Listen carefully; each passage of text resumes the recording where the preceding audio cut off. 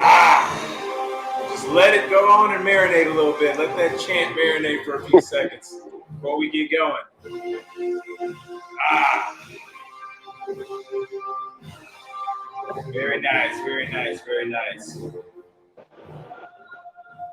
All right, we're going to go ahead and get going. You know what time it is. We're making this an annual thing. Noles and the Tigers, big battle in Orlando this time. Last year was in Louisiana. Noles 45-24. Mike, you're live in Orlando right now. Mm-hmm. What's your initial reaction? What's the feeling on the ground there? Yeah, I mean, the thing is with this, this one kind of means more to me because this was one where you weren't sneaking up on LSU. This wasn't like last year where we didn't know what FSU was going to be. It was kind of like you hoping, like, hey, maybe they're getting ready to play. But this one was kind of like, and they played really bad in the first half, and then the second half, they just completely just dominated. We haven't seen that against a team that this caliber, top five, and they went in there and just smoked them in the second half, and just I think it was a statement to the rest of the nation, like, yeah, we are that good. Like when we want to kick it in, this is what they can be. And so I think they showed that, made some adjustments in that second half, started just taking what was there, and then really just wore LSU slap down and then just put the thigh out to them. And I'll tell you guys a little story. Y'all watching this because I got in the elevator and I was sitting in the elevator, and sure enough,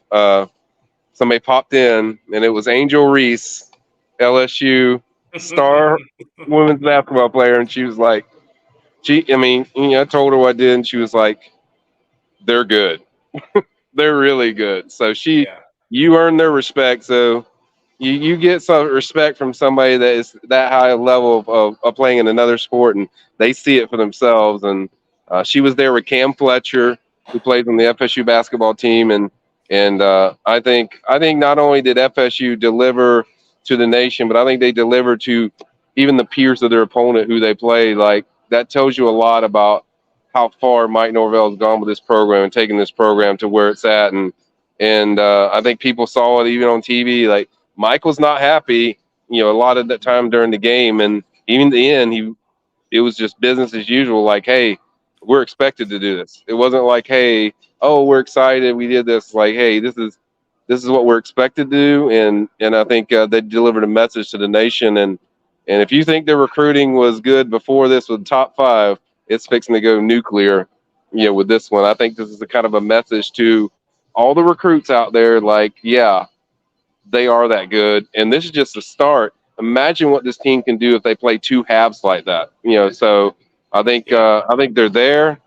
I think they know they still have work to do. It was a very sloppy game to their standards, and I think they can still play a lot better than what they played tonight. But man, did they deliver a message. Yeah, I think I agree with you on the first half, and we'll get into it. I'll do a quick recap just for everybody. And this is a reaction video. There's a couple guys that are, obviously big Noles, want to talk some Nole football. So we'll just run this down. Total yards is going to be 494 to 460. Of course, LSU got 75 of that on that last drive.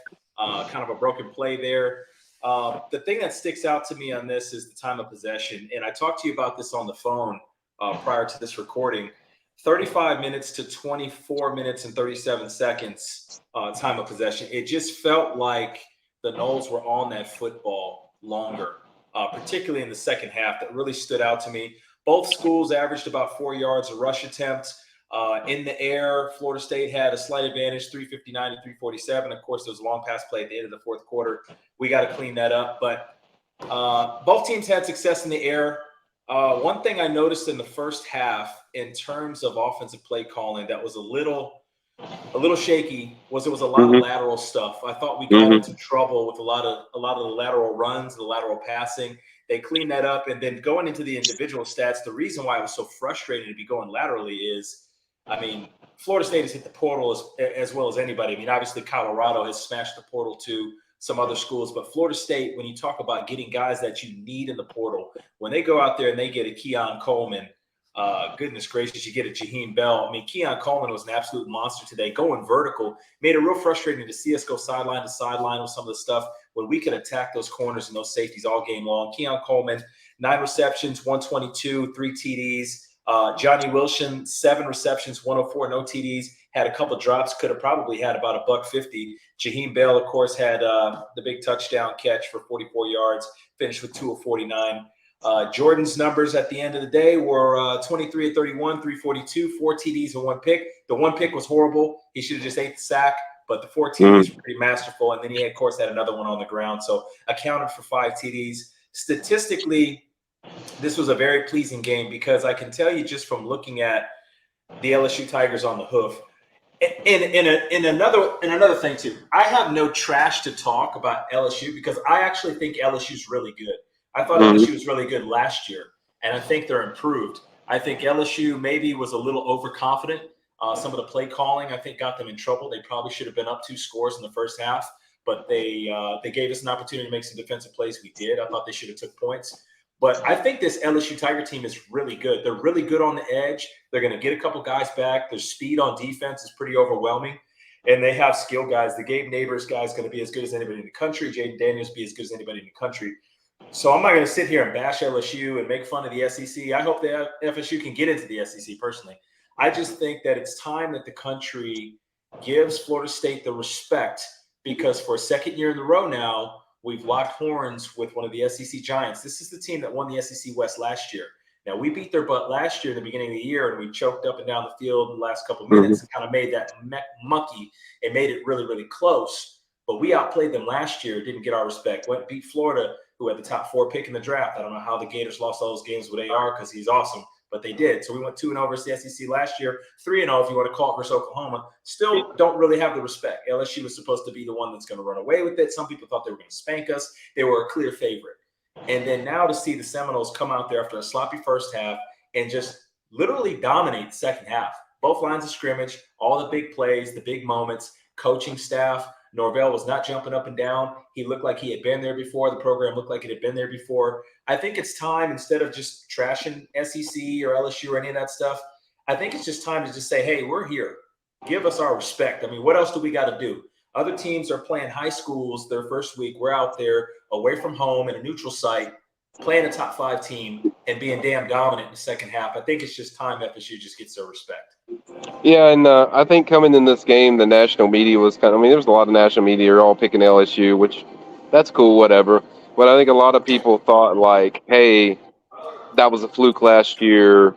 FSU blocked a kick to win the game. Yeah. So I think they really took notice of this one because this one's like, okay, FSU wasn't their best in the first half. Second half, they showed you just how dominant they can be.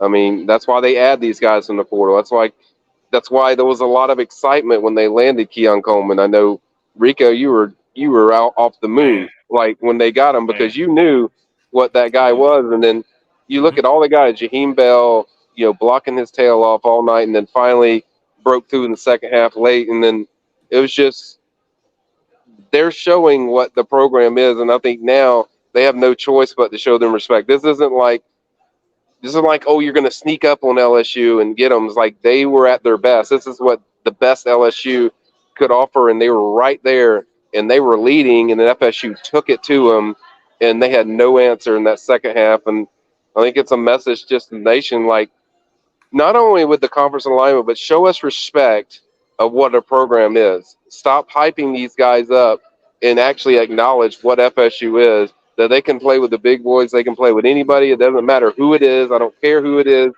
They know they can match up man for man with all these teams they're playing now. Maybe they couldn't do that last year, certainly not the last 2 years, but this year now, the way Mike's put together his roster, they know Yeah. they can play with anybody. Yep. Yep. And I think to your point, I mean, we go over the roster. I mean, for those who think that it's kind of like fall football season, man, at this level, football is 24/7. Mike, I know with your profession, it's definitely 24/7. As a guy who played a couple years and made it a lifestyle for the time I was there, it's 24/7. And I mean, when you get into it, your heart's in it. It's 24/7. we knew when we were looking at the portal and there was a chance to get a Jaheim Bell. When I turned on that South Carolina film and I seen that guy, he reminded me of a Debo Samuel, maybe a little slower, but Hmm. Debo-ish because he can do everything. And I said, okay, we talked. The one thing that we didn't have last year, no offense to Cam McDonald, he's a fine player, but we did not have a dynamic, game-changing tight end. And if you watch the game tonight, those two plays where he acted like he was blocking, leaked out, and showed a true clock him in Indy 4.6 speed at the tight end spot.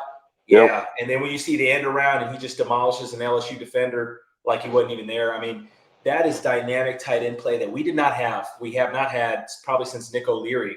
And when you add that, and then when you looked at a Keon Coleman, which, following Big Ten football in Michigan in particular, Keon Coleman, he was just a guy that just didn't get enough of an opportunity. I mean, he made good on the opportunities he had last year with Michigan State, but their offense isn't very dynamic.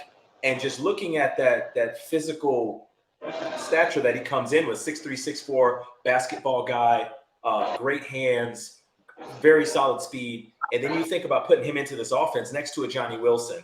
We get Winston White, I'm looking down here, who had a catch for 18 yards coming into the fray. You've got Destin Hill, you've got all these other guys. We didn't even have a little man out there today. He was still hurt. But when you talk about adding those guys to the offense now, you look at it from a personnel standpoint. There's a reason why we were excited when the portal started, cracking off and we were getting these guys, because we knew that it could look like exactly how it looked like tonight. You cannot match up effectively when you've got a 6'6" and a 6'4", a 6'4" tight end that's running 4.6 that's dynamic, multiple backs, shifty slot guys. I mean, this FSU offense for the first time in a long time has the personnel that can literally match up with anybody. We've seen some explosive offenses on Saturday. USC, Oregon, Colorado looked damn good. I mean, Michigan looked okay for a half. You've seen some dynamic offenses, and I tell you what, Florida State looked the part just like they looked the part on Saturday. And I mean, when you add those type of personnel upgrades to that offense, I mean, it's very exciting for Seminole Nation right now. It really Yeah, is. and then it is, and the thing is, like, there's so much area they can improve on with this team when you watch them, because Winston Wright made a few good plays, really big catch on third down. They threw down the field to him. Deuce Mm-hmm. Spann certainly has an expanded role. You see what he's doing, and we didn't even get to see Destin Hill as much that we thought anticipated. And that's what I'm talking about. They have so many guys that you can't match up one on one when you're putting Johnny Wilson on one with a guy. He's 6'6", and you can't cover a guy, just one on one with this offense. You can't match up Jaheim Bell one on one. You get a blasted. You're going to get exploited, and you certainly can't cover Keon Coleman one on one. And they tried that a few times and they got exploited. It's like this team has so many weapons in one on one situations that are really tough. And then the other thing that really impressed me the most, and it was a change to what I'd seen in the past with FSU, was they went in there and when they had a chance to knock you out, they knocked you out with this team, and they willed Yeah. you to just completely break down as a team. Like you're completely exhausted, and they exhausted LSU. And LSU's the SEC, they're big boy football, and you wouldn't know that because FSU looked like an SEC team tonight, just wearing them down, just consistently just beating on them. Rodney Yeah. Hill trucking guys, Trey Benson really carrying Right. that rock, and Right. Toa Philly with a big catch on 4th and 2 that I thought really changed the whole Yep. momentum of that game. They just have so many guys that it's hard to match up one on one with those guys. And when they're, I mean, we haven't even seen what they can do when they play a full game where they really beat you down. So it's going to be like this is different. This is a different feeling than what I had last year. It was like more last year was more like they're getting to that point where okay, they can compete with the top teams. Like now, Yeah. they just went out there and dominated a team that's top 5 in that second half, where they took Yep. over the game and they're like, "We're here. We know we Yep. can do this." And they wasn't like it was a surprise to them. I think they were more surprised the way they were playing the first half than they were what they did in the second half. You know what's really interesting too, and we'll talk a little bit about that. I mean, the elephant in the room is, can FSU hang in the SEC? right? I mean, that's the elephant in the room. We're talking about conference expansion. I know you've got some intel on that. You can either expound on it or not. There's a lot of rumors about where we're going to end up in the next couple of years, maybe even as soon as next year. Yep. And I think there needs to be a history lesson because, again, we're not going to come in here and blast LSU. I think LSU is a damn good program. That might be the only game they lose this year. It might be. That's how much talent they have if they come together and they play clean. But FSU for 40 years has made hay by playing these type of teams away from Tallahassee and coming away with victories. I mean, that is how we got our background. That's how we have our trophy case. We were the SEC before the SEC became the SEC in the multi-million-dollar funded ESPN-backed conference that it is. We were beating the pants off LSU, beating the pants off of Auburn, beating Alabama, beating the Gators, beating all these SEC teams. And it's ironic that the elephant in the room and the question is still, can Florida State play with the SEC? I mean, people, go to YouTube and YouTube Florida State football. And particularly from about 1985 until about 2000 and maybe 17. And you're going to see a lot of butt kickings that FSU's given the SEC. So the question of whether or not this team can hang with the SEC, I don't even think that's a question anymore. I think that was an overwhelming statement. I think the ball is going to be in the court of these conferences to make the bid, because if you watch this game tonight, you don't think that Florida State can play in the SEC, you're just freaking blind. And I think it's a boon for that conference to bring them in there. It makes sense from a geographic standpoint. I think the money that could get split with the revenue sharing with the SEC would take Florida State to an entirely new level. Obviously, the SEC is the best conference in football right now, closely followed by the Big Ten. Depending on how that shakes out, that could flip-flop, but right now the SEC is king. And I think it's going to be a lot more difficult to have these unscathed records and run up these 10-2, 11-1 records. But I think Florida State showed tonight. SEC West champs. They beat Alabama last year. They did compete with Georgia until that game got away from them in the fourth quarter. Yep. And Florida State just dominated them. And the thing when you watch the SEC play, it's always the physicality. One thing that's very true when people talk about the SEC in comparison to the other conferences is the level of athlete, the NFL-bound athlete in the SEC. There's just more of them. And it's flat out true. And it's evidenced by NFL GMs every year selecting more SEC athletes than any other conference. And it's just factual. It's true. And I always like to look at the collisions. Who's winning the collisions when they play these SEC teams? In the first half, it was probably even. I'd probably give the edge to LSU. They're kind of throwing us around a little bit. Mm-hmm. Second half, those collisions, they were going to FSU. We were knocking their ass back 6-7 yards in the backfield. We were body slamming their quarterback, their running backs. We were running their DBs over with our third string running back. What Jaheim Bell did to number 24 on LSU, that was just downright disrespectful, just en route to just steamrolling him. And then from a physical standpoint, the collisions were overwhelmingly, demonstratively won by Florida State. And when I look at the line of scrimmage numbers here, and I'm talking sacks and TFLs, 0 sacks for the LSU football Tigers, 4 TFLs, 4 sacks for Florida State, 5 TFLs. This is SEC West champ now. And they got their butts handed to them in the paint. And that's not supposed to happen. So, Paul Feinbaum, what say you now? Yeah. Yeah, and the thing is, too, everyone talked about, and this is nothing against LSU, they're a phenomenal team, but that out of these two teams, LSU was the team that everyone's talking about to be their sleeper pick for the playoff. So it's like, okay, where's the FSU stand now? They just, like, SEC teams have lost against other conferences. I don't think it's been a while since they've been one of their top teams in their league has just been thoroughly dominated by somebody from another league, like FSU thoroughly dominated them tonight. And I think the nation wanted to see, like, hey, is FSU for real? Can they do this again to LSU? And I think tonight they wanted to send a message that, it's not going to be a block extra point. It's not going to be some fluke play. It's going to be, they're going to break you down. I talked to a lot of people that their favorite teams are from the SEC, and they're like, it's like, Mike, they look like an SEC team right now. I mean, what I'm seeing, this is an SEC program that I have not seen. Like they said, I have not seen a team outside of Georgia that has broken LSU down like the way FSU did tonight, the way they beat them down.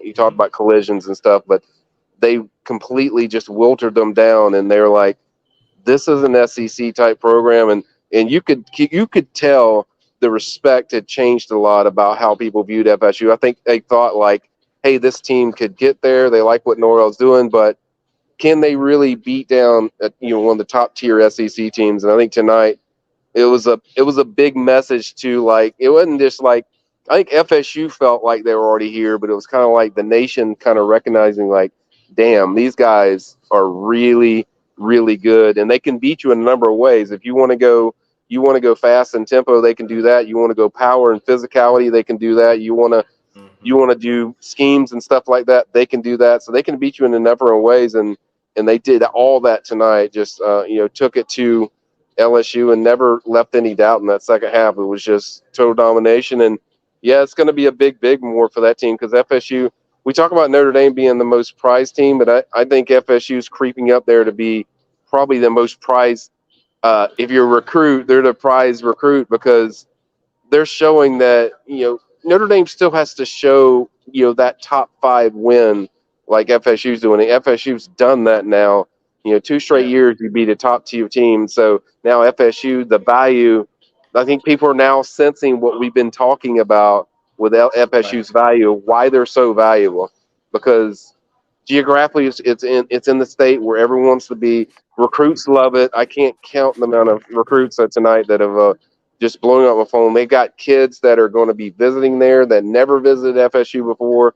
When FSU's good, every kid wants to go there.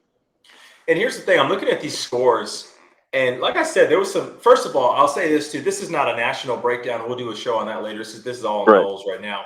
But shout out to the Pac-12 with 13-0. I don't know if that's ever happened.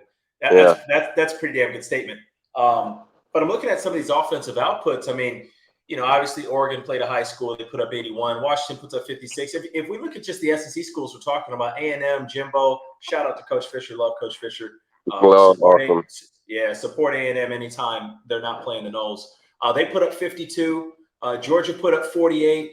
Bama put up 56. But these are against lower tier. We put up 45 against the LSU football Tigers, number 5 in the country.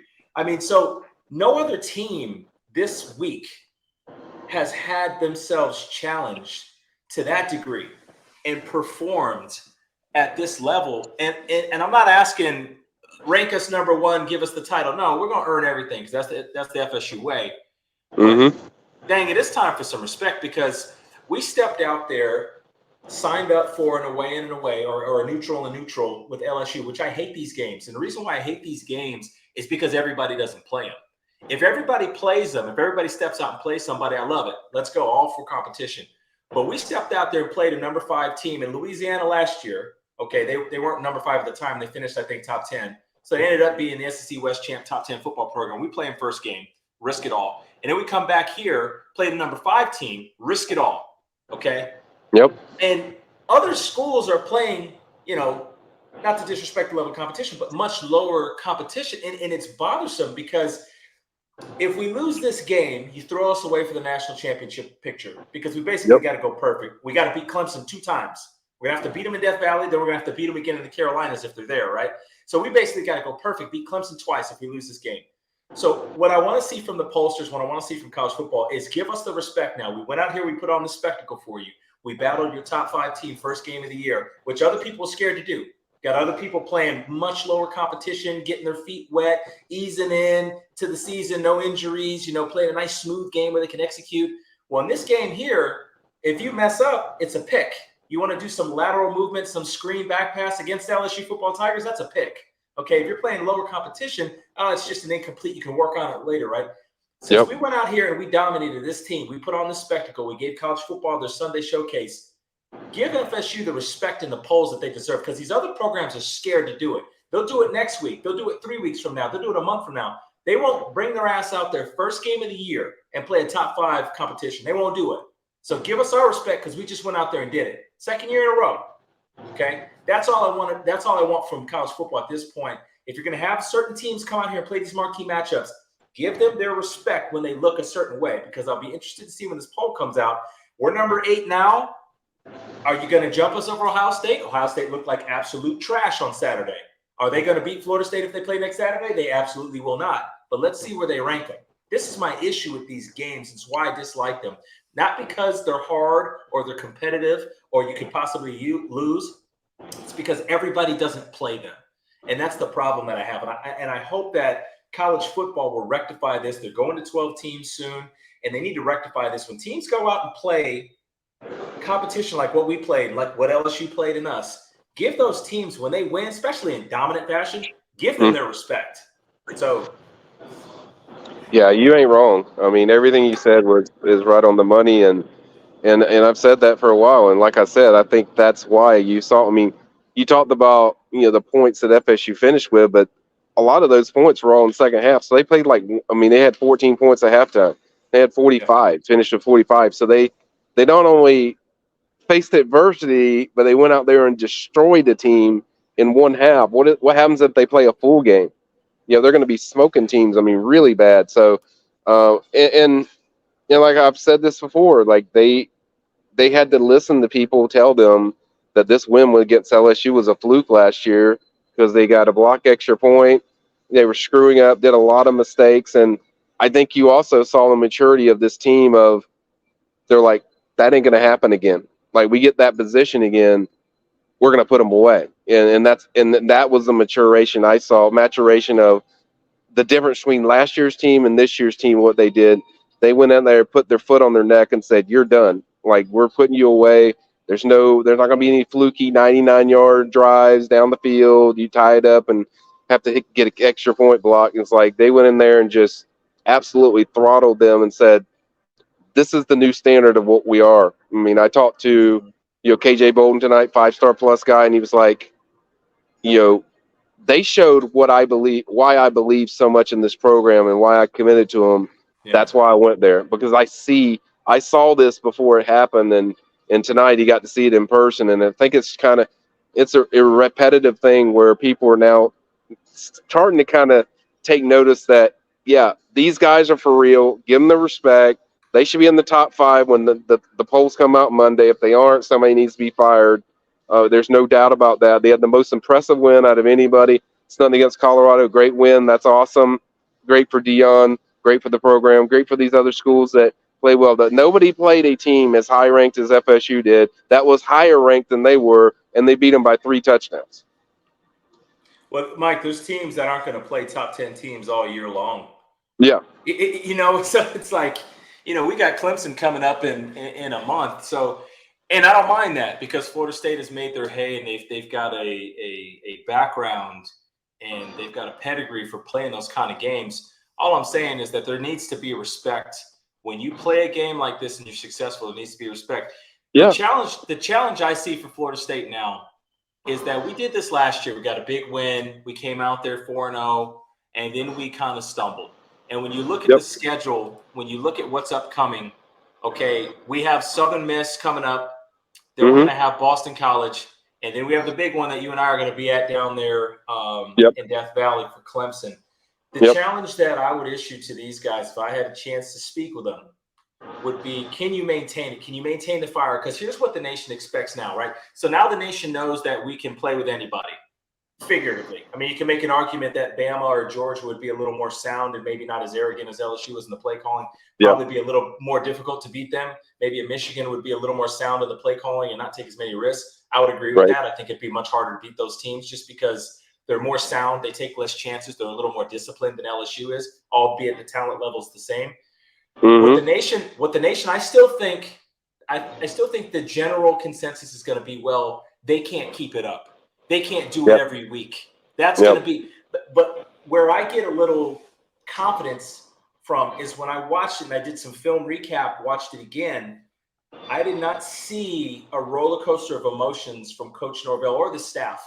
When they kept scoring and they kept scoring, it was a stoic, business-like look on Coach Norvell's face. And spending time with him this spring, I know you have as well, sitting through some of the meetings with him and just speaking with him and getting an idea for the philosophy, especially Coach Fuller's philosophy. Had a great conversation with him.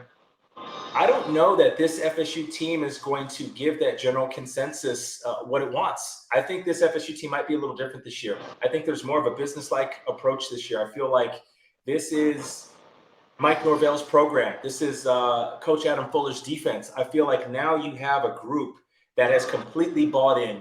There are no stragglers. The stragglers are gone. They're at other programs. Everybody here is bought in. And this is going to be the challenge. Can we go look a certain way at Southern Miss? And it's not just winning the game, Mike. It's not just winning the game. It's coming out there with a focused intensity, getting in somebody's ass from the opening kickoff, not taking plays off, not getting hurt because you're going 80%.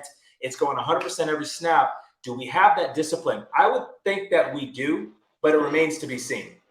Yeah, it is, and they have to consistently do this every week. We saw that 3-game stretch, which was murder that killed them with Wake Forest, NC State, and there's probably one more team I'm forgetting that they struggle with. That Clemson, they just weren't consistent and ready for that moment. And I think what tonight showed them is, yeah, we can be in that moment, because the difference, like last year, was, like I said, they got a really good win over LSU, but this was different where you took over the game and dominated, but they have to do that every week, week in and week out.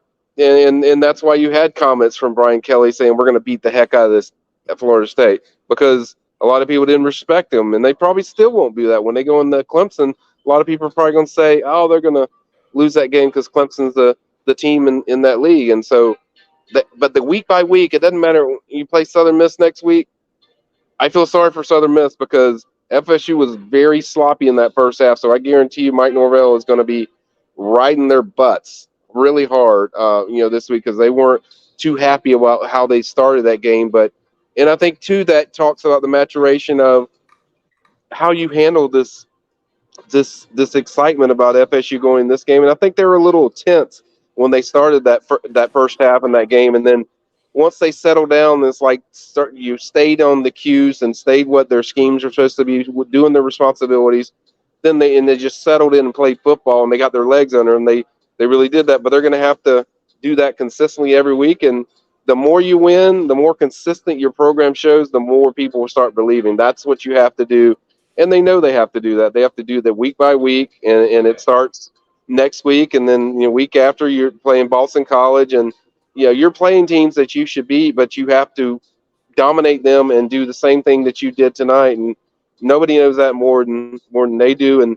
But this was kind of the first step of sending a statement, and the next big statement is obviously consistency. And then you get into that Clemson game, then it's time where you can really lay it down like, hey, we're here to take this title. And I've said it for the start of the year. Look, playoff is great. Right. You want them there. You think they have the talent and everything to get there. But to me, ACC title is where they need to go. Like, you have to take that step. And I think this year's the step. And I think the only way you can really convince people is deliver consistently. Yeah, 100%. And I think that looking at this schedule, this was kind of the big one. I mean, obviously it was the big one. It's the first one. They're all big. It's a 1-week championship every week. But this one was pretty special. And it did bring out a little bit of nervousness, because you feel like you can compete at this level. You feel like you can compete with these type of teams. This is a SEC West. And I talk to a lot of people about this, and we go rounds and we talk about the SEC in general. Best conference in football. It's very heavy on one side, and that side is the West. I mean, Tennessee is a lot better now. Florida's really, really struggling, but respect to Florida, they're one of the best football programs in the country over the past 50 years. They're outstanding. They're struggling now. Georgia's on top. They're the Kings right now. Georgia's phenomenal at every position. They have no holes. Tennessee's really the only other program. Now, I mean, if we talk about it again, it's not going to be a national coverage show. We're talking Noles, but North Carolina just beat the hell out of South Carolina. SEC East, right? So we're talking specifically about the SEC West. And the team that the Florida State Seminoles just dominated, 31-7 in the second half. If we don't put our third string in, it's 31-0 in the second half. That's the SEC West champions. I'll say it again.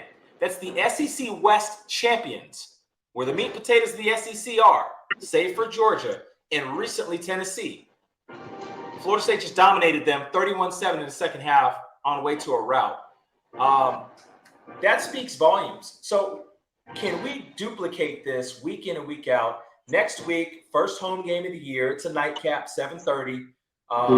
Can we come out there and just dominate from the jump? Then after that, can we go to Boston College and have a business trip? Go out there, smack this team early, not get anybody hurt, because we got a big one coming up on the 23rd. because Yep. a lot of people are going to say, okay, that's cool. They called LSU early. That's what they said last year. They said, oh, you called them early. You called them at the right time. There's going to be some people, even after this, are going to say, well, LSU didn't work the kinks out. Mason Smith didn't play. Starting running back didn't play. They're not going to talk about the fact that we got a defensive tackle that the NCAA is sitting out because they got their head up their arse. Okay, they're not going to talk about the fact that we got receivers that are sitting out. We're not 100% healthy. They're going to make up all these excuses. And what these pundits are going to say is, well, Florida State hasn't beat Clemson in what, 7 years, whatever it is. Mm-hmm. So can we have a business trip at home? Can we have a business trip at Boston College? And then we got to saddle right back up because we've got an equally big game coming up on the 23rd down there in Death Valley. And I love the fact that it's there. I love the fact that it's there because if you look back at it, 10 years ago, Jimbo brought a group of pissed off Seminoles into Death Valley and they put a statement out there. And I think that I'm not saying that we're going to come down there and whip the Tigers. I have a ultimate respect for Clemson just as a program because they're incredible. But it's time that we go do it. And if you're going to go do it at their place and do it big, like Jameis says. So I'm looking at the schedule. Can we go these next 2 weeks, have thorough games, get better, get some reps for some guys, not getting a bunch of guys banged up, and then it's showtime on the 23rd. I mean, the country's not going to be happy. They're not going to believe and they're not going to buy in until we beat that other Tiger, right? Until we come back with 2 Tiger pelts sitting here like, what now? What else do you want to see? We got 1 Tiger pelt. Yeah, that's the same one we had last year. We need that other Tiger pelt. This one's a little more orange. Okay, so that's what I'm looking to see. Yeah, and thing is, it's like back on that day. I mean, that day, 2013, when Jimbo played them, there were a lot of people that were like, okay, you got Jameis, but they did not believe, like, there's no way this team's going to go in the Death Valley and beat Clemson with this team with a true freshman quarterback. And a lot of people are going to feel that way, regardless of what FSU did tonight, that, hey, Clemson's going to still beat them because their team's like, until you get that monkey off your back and really take that next step, and that's kind of the next step. Consistency is the next step. Because we saw that last year where they had the little 3-game stretch where they just, it's like the only time during the season the rest of the way they were dominant, but then just going in there and taking the next step. And the next step for me is that Clemson game. You win that game. Doesn't mean your season's over. Even if you're 4-0, that's great. You beat Clemson. You're still going to have to keep building. You're always building off of what you're doing on the field. You know this when you play the FSU, it's week by week. Every week is like we got to outdo what we did the week before, and I think that's the way Norvell approaches it, and that's why the reaction you saw from Norvell on the sideline was the way it was because they expected to do that. It wasn't like the first half I was like, "Who is this team?" And then the second half I was like, "Okay, this is the team I've been hearing about all fall practice," and you started to see it and. So they know what's in front of them, and the good thing about this team is that they just everything they do, they play with a chip on their shoulder. They don't care what somebody else is saying about them. They don't care about what Brian Kelly said. They play with a chip, but you have to be careful with that chip that you stay focused on the task and stay consistent. And as long as they stay consistent, yeah, they're going to be one of the most dangerous teams in college football. And I'm not just saying that because I cover Florida State. I'm like, the proof's in the pudding of what just people saw tonight. That's not a fluke. That's a dominant win over a top 5 team. And now they have to keep building off of that and being consistent. Yeah, and I always say this just in life in general, but definitely in sports. I mean, you teach people how to treat you. And since 2017, you could maybe go back 2016, we're a little bit disappointing.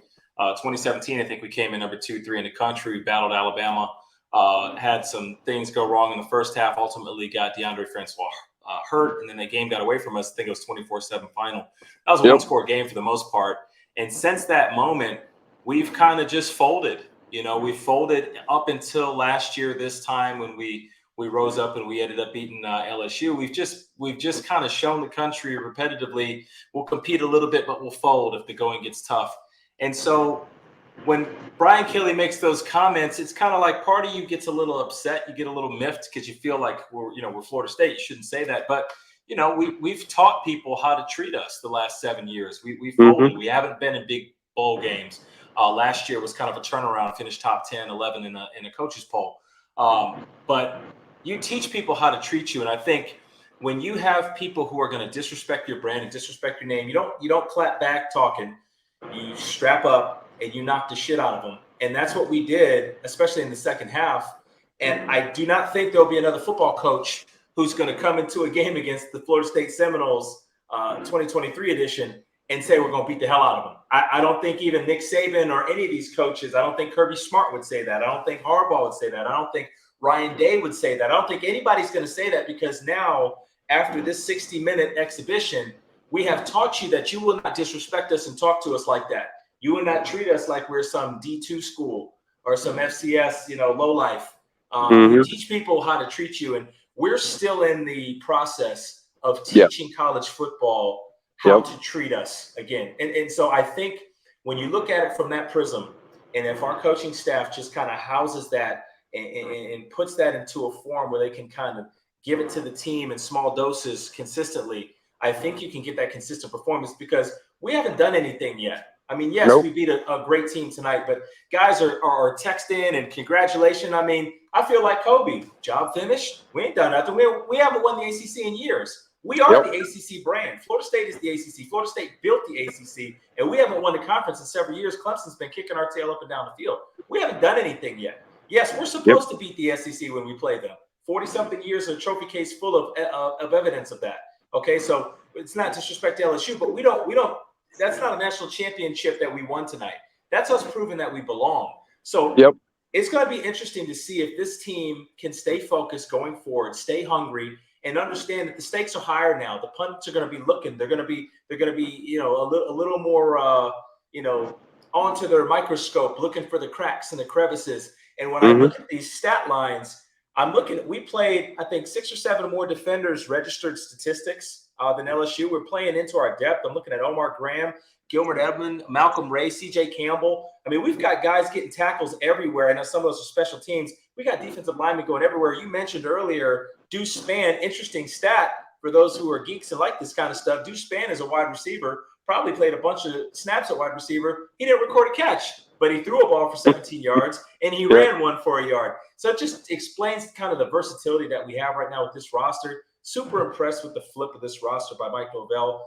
He's worked his tail off. His staff's worked his tail off. Coach Adam Fuller had a lot of people really question whether or not he was going to be the man for the job. I've even questioned it a couple years ago, wondering, because the schemes look so complicated. Got a chance to actually sit in the film room with him this spring was a blessing, seeing he's a tremendous football mind. And it all makes sense now, because some of the intricate coverages and the things that we do at Florida State now with this defense is hitting home, because you're getting 3rd and 4th year guys. Ventrell Cypress is a guy I think is in his 4th year, transferred in from Virginia. You're bringing in guys now that can pick up this defense and run it in a way we haven't been able to run it in the last 7 years. And I think looking forward, as I look down the schedule, I have a bit of confidence, because I feel like this Florida State team is different. We're different from a mentality standpoint.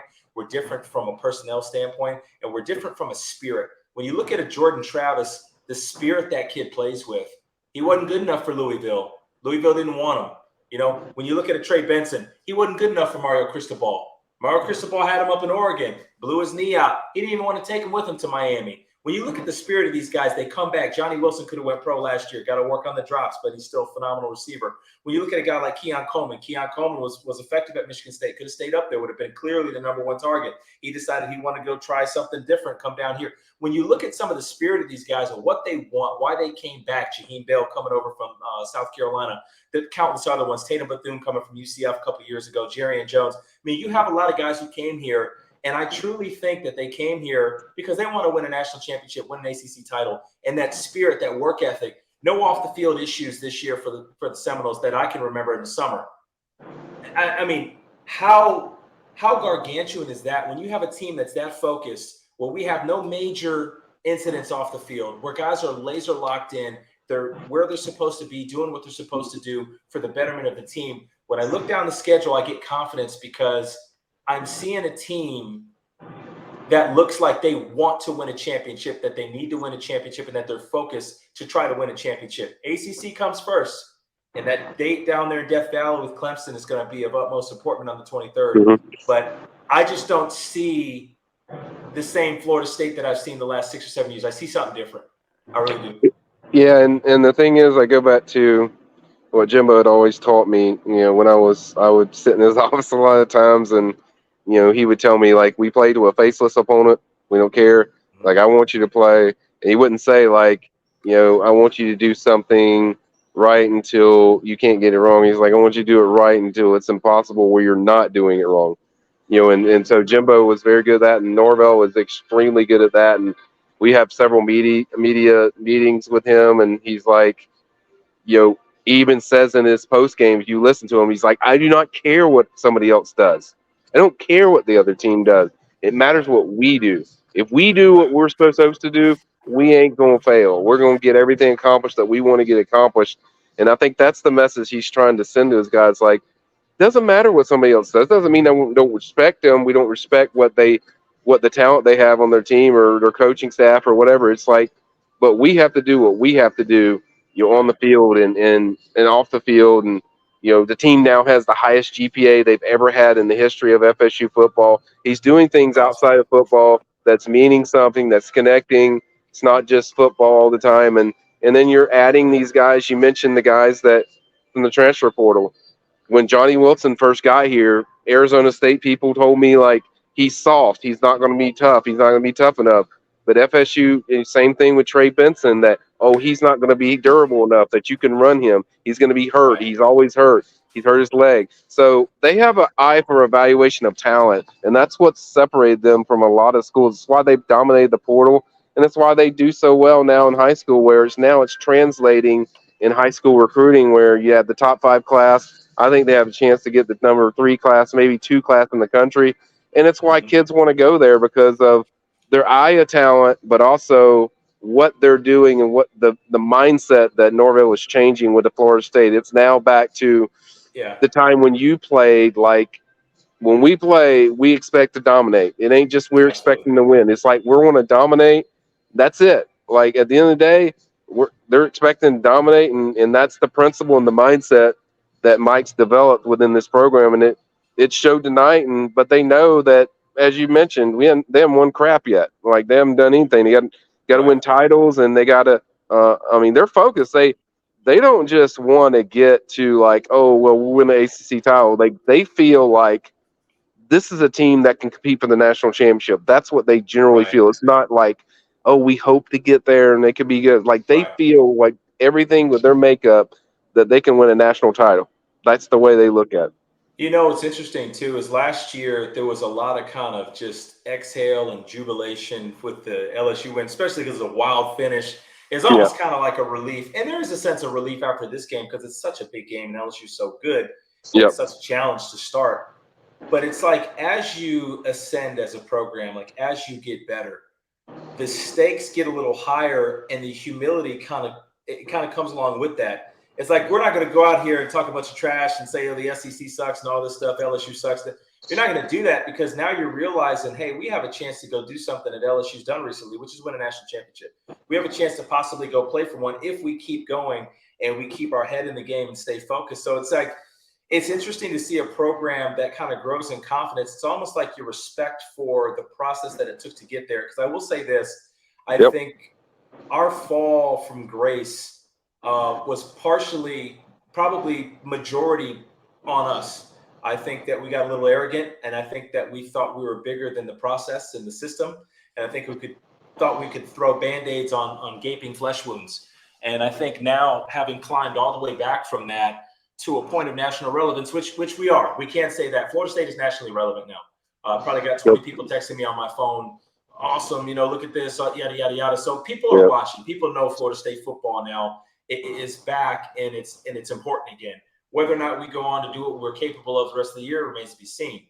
But I think it's interesting to see that with that, I feel that there's a sense of calm, and there's a sense of respect, and there's a sense of humility. And that's why I have confidence going in this team going forward, because you have to have that humility and that sense of respect, because I'll tell you what, we're going to play Clemson. That ain't the only big game we're going to play.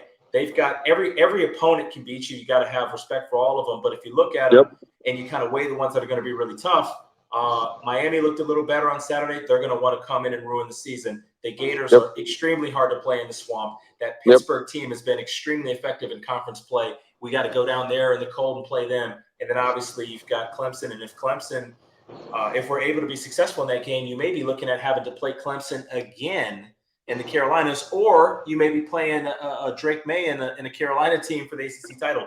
So we have our work cut out for us. So it's not a time to gloat, to boast, and stick your chest out. Be proud, but it's like with this success comes the humility, and it comes like that hunger to continue to prove it. You know, that's the difference I feel this year. It's like, okay, LSU game's out of the way. We look dominant. That was great. But, you know, what's next? Whereas last year it was just like, we beat LSU. It's like, no matter what happens, the season's a success. Yeah. That's not the case this year. Like, we should not lose a damn game. That's the mentality. That's the mentality I feel from the team and from the coaching staff. And it's been a long time since it's been that. Yeah, and that's what Mike said in with them. And if you talk to any recruit I talk to when they go to practice, they're like, you know, what excites you the most about FSU? And it's not like all the exciting players like people think it is. It's the work that they see when they go to practice, when they see the way these guys work. And you have to consistently do that because the work's going to distribute what you're doing on the field in games. Like, it's always work is work. You know, in practice, what you do in practice is what's going to translate in the game.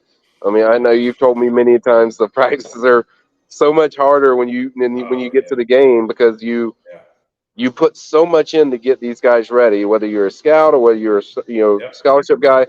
You know, so it's the work they do, and they know this is a great night, but it's just the beginning of the start of the season. It's like it's a great start to the season, but they know like this is just the beginning, and I guarantee you, and they get on that flight back to Tallahassee, it's going to be back to work, focus on Southern Miss. We need to go out there and dominate. We need to execute. We need to do everything that we did not do in this game. You know, and so I guarantee you that's what Mike Norvell's telling them, and that's really the key. You know, this is a full year. They're 1-0, but it's a long season, and they have to consistently win each week. I mean, that's what your focus is: win week, whatever you're in. And I think that's kind of their locked up mindset. And when you get that mindset, then people start. Each week you start winning. It doesn't matter who you're playing. The respect is going to get there. So you don't have to worry about the respect or what you're going to garner. It's what your program does week in and week out. And if they do that, they're going to be in this heavy conversation when we're talking about this in November, December. They're going to be in there. And if they win the games they need to win, you know, as far as taking care of business week by week, they're going to be in that conversation of the conversation we expect them to be in. So, but you have to do it every week. Yep, and it's a process to it. I know in the recent history, if you look at the programs that have won, again, Clemson's been carrying the flag for the ACC.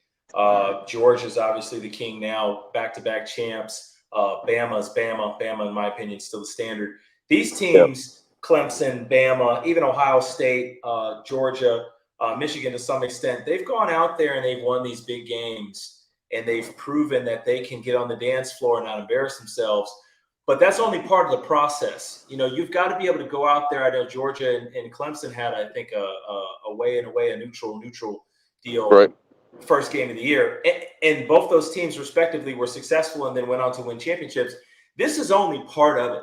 Part of it is getting out there and proving on a national stage that you can go out there and look impressive.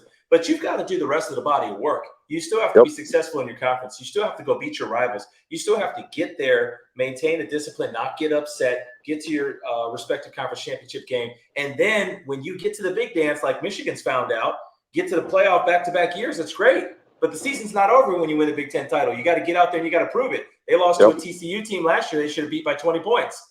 I mean, Dion just put 1 billion points on that same TCU team, you know, obviously with some guys mixed and matched, but it just goes to show you Florida State can't be happy with just proving that you can get on the dance floor at the beginning of the year. We've got to prove that you can do it throughout the whole course of the year because it's part of the process. It's what Clemson had to do to get to where they got. It's what Georgia had to do to get to where they got.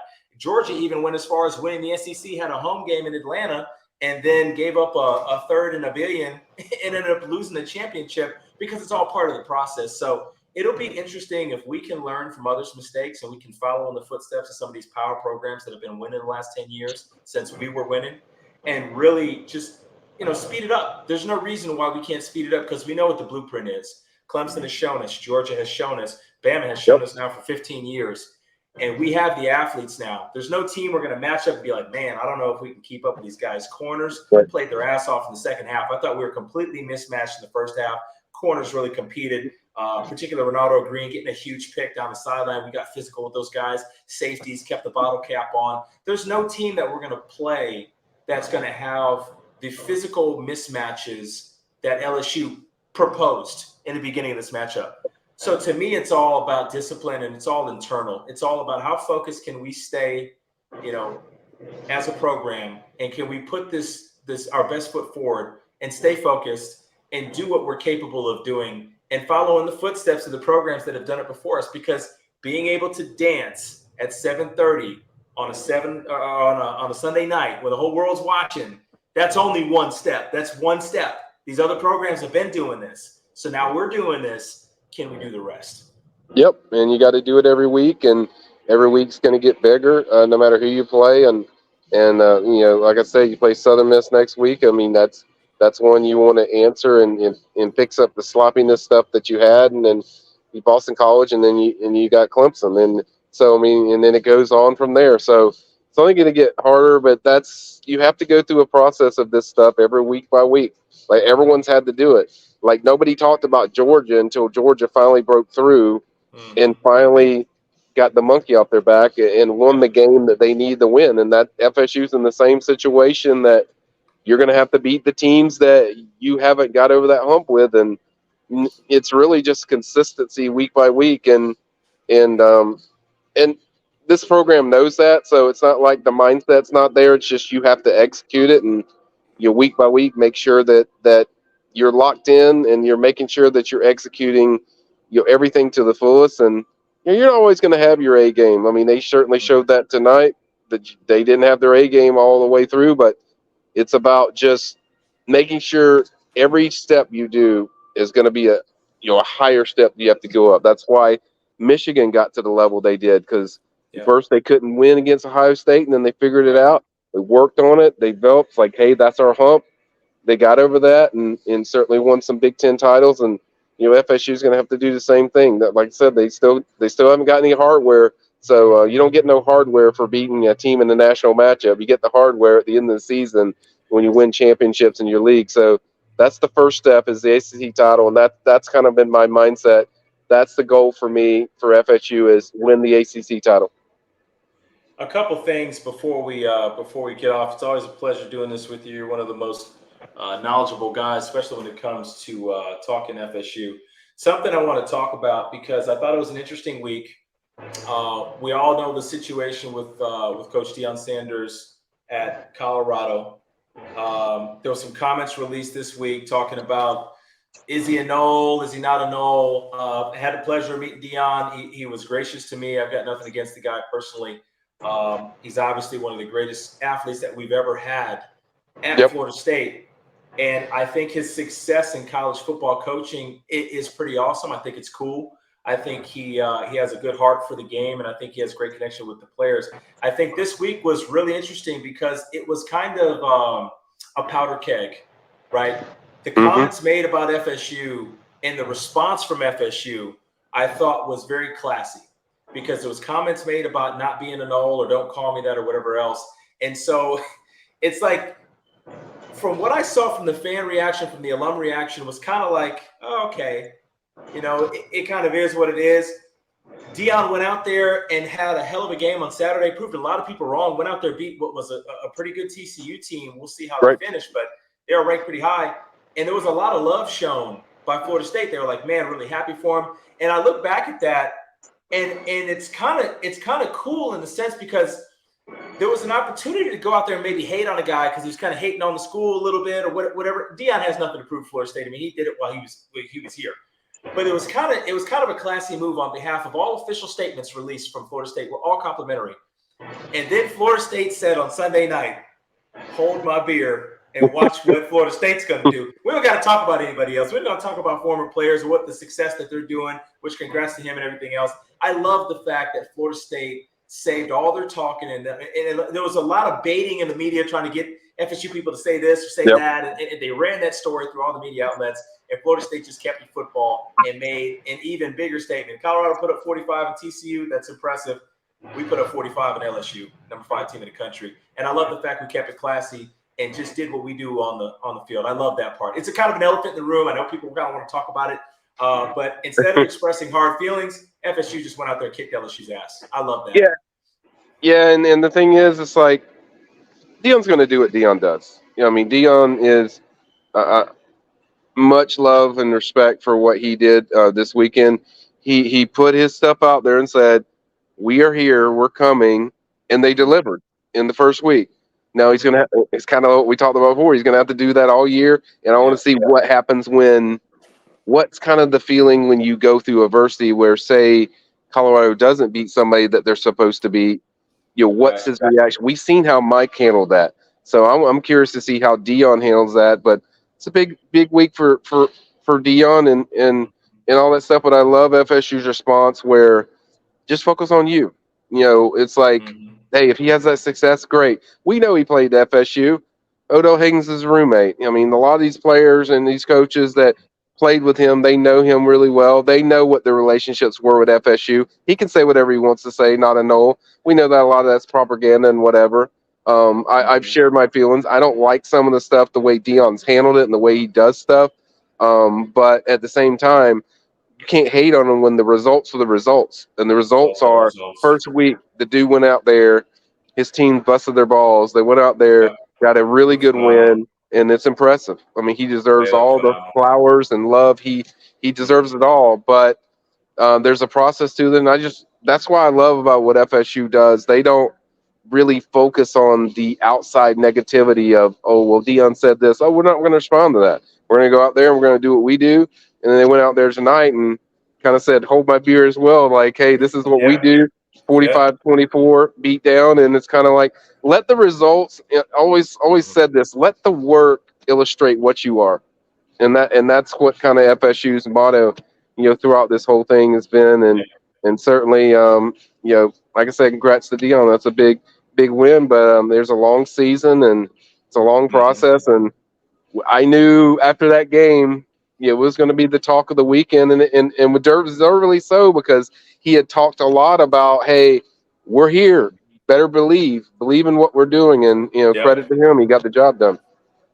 Yeah, I really enjoyed the response from us because there's just kind of an overall theme. I mean, we've gone rounds with the regents and with the selections and all the stuff and the ranking systems and can we get in the SEC? No, we can't. Florida doesn't want us. They're blocking us, this and that. So now it's like one of your most powerful players ever come through your program is basically kind of saying like, I'm not, one of you.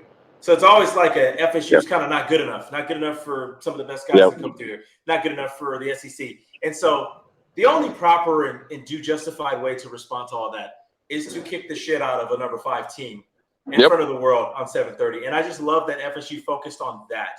And that's what we need to focus on, because we've never been good enough for everybody. We've always kind of been the redheaded stepchild. We've always been kind of the second tier school behind Florida in the state of Florida. It just kind of has that feel. And, you have a choice. I mean, you can knock on a door for so long. Eventually, you got to put your left foot or your right foot, whichever foot you prefer, through the damn door and kick it down. And it feels like that's the time that FSU is finding themselves in now. It's time to kick the door down and just go make it happen. Don't worry about all the outside noise. Don't worry about what people are saying. The only voices that matter are the ones that are coming from that locker room, and particularly from Coach Norvell and from Coach Atkins and from Coach Fuller and the rest of the staff. And if that team stays locked in and stays focused, listening to those voices, we could be watching this team play some meaningful football in January. Mike, I'd like to leave you with this because I know this is your expertise. When it comes to recruiting, I think you alluded to it a little earlier. You said last year, you pinpointed this game. You said this LSU game was huge for recruiting. We wanted to have a great class and do phenomenal in the portal. What impact does this game have on recruiting? And are there any names that you feel comfortable stating that FSU may be a player now that was not necessarily a player before this game?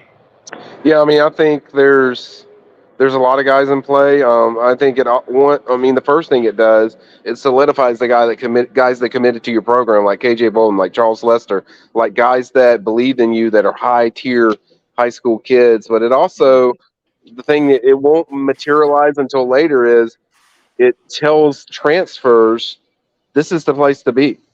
Look what these guys did on the first national stage. It's just gonna make them even higher from the transfer portal. And then the guys that, there's a lot of guys in high school like 5-star linebacker Jaden Perlott. I thought FSU was in there. I thought this was if there was a player I was going to pick, he'd be the most important one. I think they're going to flip that kid from Georgia. I think they're going to get him.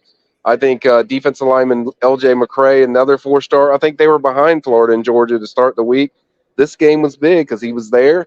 He went to watch it, and these kind of games I think impact those guys that maybe FSU was second or third for.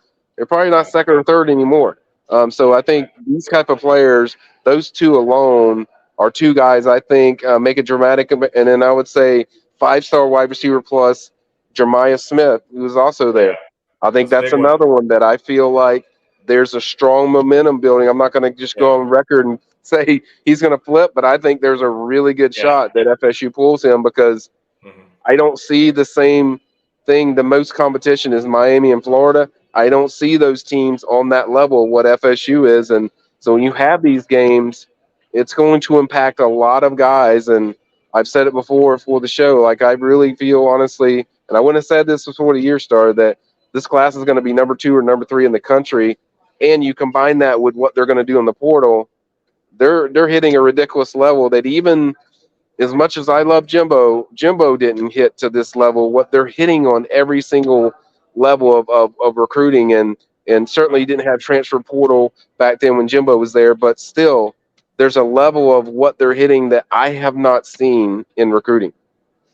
Yeah, and I gotta say, when it comes to Smith, the receiver 5-star down there in Miami, man, if you're watching number 4 out there, and no disrespect to the other receivers for FSU, we got some dogs in the kennel, but Keon Coleman. I mean, you talk about opportunity, giving your receivers a chance to go up and get the football. If I'm a receiver and I feel like I've got that kind of skill set coming in, God, you got to love FSU's offense. I mean, it's just like any skill position in the offense. If you're a quarterback, you got to love it. If you're a running back, we're coming downhill, we're smashing your ass, A gap, B gap, running sweeps, doing all that. If you're a tight end, we're giving you the ball and screens down the field. We're running end arounds with you. Wide receivers are getting chances for jump balls. I think that this offense that Mike Norvell runs hits on all fronts when it comes to recruiting. And I think kids can see themselves in this role. And it's like, you ask what's FSU's football identity offensively, man, we're multiple. We can go 4-5 wide on you. We can go 11, 12 personnel. We can do whatever you want to do. We can line up high. We can go single back. We can go out of the gun. We can do a lot of different things. And it's interesting to get your take on the recruiting, because I just feel like if you're a good football player and you've got an offensive skill set, you can come to Florida State and have that applied. And if you're a transfer, we're not going to fool ourselves. Keon Coleman does not look like he's going to have to stay in Tallahassee very long. Right. Jaheim Bell's not going to have to stay in Tallahassee very long. Johnny Wilson's probably going to be gone after this year. Trey Benson's probably going to be gone after this year. We're going to go back to the portal and get some guys. And I don't see how we wouldn't be a strong contender at the very least. For anybody, it's kind of a point and click, because it's like, if you're looking at the application, look at what these guys are doing. And it starts with Jermaine Johnson at the defensive end spot. I mean, people ask, how does Jared Verse get to FSU? They don't know. I mean, because you cover it. They don't know the relationship that Jermaine Johnson had with Jared Verse before Jared Verse even committed. And so it's all this stuff it's cyclical, and it's all connected. And it's really cool to see. It's really cool to hear the confidence that you have in the recruiting. And just the proof is in the pudding with the transfer portal. Like, I don't think that Florida State's just going to be good this year because we've got a Heisman caliber quarterback in Jordan Travis. I feel like this program is doing this. And it reminds me of the rise of Clemson in Georgia when I'm looking at it. It really does. Yeah, and the thing is like, it started, I'm glad you mentioned Jermaine Johnson. It started with him. It was kind of like once he got in there 1 year, bam, took off. First round pick, goes to the Jets, and then 1 year they turn around. Obviously, they gave him a brick. For those who don't know, the brick that's for All Americans. They laid that down, and he became All American in 1 year, Defensive Player of the Year in the ACC. And then the thing that was eyebrow raising to me was Jeremiah Smith visited FSU, 5-star plus. He's been everywhere. He's been to Georgia, Alabama, Ohio State. He's committed to Ohio State. He said Mike Norvell is the best coach he thinks in America. Like, he's committed to another school, but he's that's the kind of influence you're getting Yeah. on recruits when a guy that's been everywhere is saying Mhm. stuff that, hey, I think this guy might be the best coach in America. And I think the proof's in the pudding of what they're showing that, kind of in this game where, okay, you're down 17-14 and bam, he dominates, makes some adjustments. And I think recruits are just taking notice everywhere. Like I said, before they were already hot going into this game, but their recruiting is about to be nuclear now because this is kind of a statement of, yeah, we can do this to somebody that's top five. If you're top five, it's okay. We can do this, and Yeah. it's no downslight to LSU. LSU is a great team, but this Mhm. is what he's building at FSU, and you see it now. You need to see it week in and week out. But I think those comments from when Jeremiah said that was telling, and then I went to South Florida last weekend. He doubled down on that, and he said again, like, I think Mike Norvell is like the best coach, one of the best coaches Yeah. in the country. So I think it says a lot that these kids aren't just saying this. It's not a hot quote. It's actually they believe it. And I hear that a lot with different recruits of, this is why they don't get a KJ Bolden if they're Right. not doing what they're doing on the field. So these guys believe in what they're doing, and you just see it getting higher and higher. You just point out what you're feeling is how high it goes up, and I think it's just getting hotter and hotter. Yeah, and I think in wrapping it up, just overall, um, tremendous performance tonight. We're not going to be shooting off banners and firecrackers. Right, I right. expected us to win. I didn't expect us to be as dominant as this. I expected us to win. It's not a surprise that we're able to lock horns with a SEC West champion and come out victorious. We expect to be Mhm. able to do that with this personnel. I think that this program has a real shot to get back to our standard, which is playing for championships, which is, we went, 14 years in a row. We finished top 4 or 5 between 87 and 2001. I mean, that standard has already been set. And when I was talking with EJ Manuel a little bit earlier, I told him, I said, this looks like, that 2012 team that he was the captain. I mean, it looks like going into the 2012, 2013 kind of, it looks like that from a personal standpoint. So, no fans, alums, football alums, the championship's not won tonight. You guys know that. I'm not No, saying that we're going to go win a title. There's other programs that have been there. I mean, I think Georgia and Bama will be more disciplined. I think Ohio State looks a little rough. I think Michigan is going to be more disciplined, I think, than LSU. The talent level will probably be the same. There's going to be some outliers out there that surely will throw their hat in the ring. So I don't know that we would just come out here and just beat these teams, but I do know that we can play with those teams. And I do know that if we continue to ascend and get better and focus on the voices in our locker room and not all the other hoopla and nonsense that's going to go around and statements and hot takes, I think we can be there in January. And I think we have what it takes. And it is just phenomenal. And it's just kind of heartwarming to see the program get back to this level, because I don't know how many hours we've talked late nights after, being bummed out, terrible losses.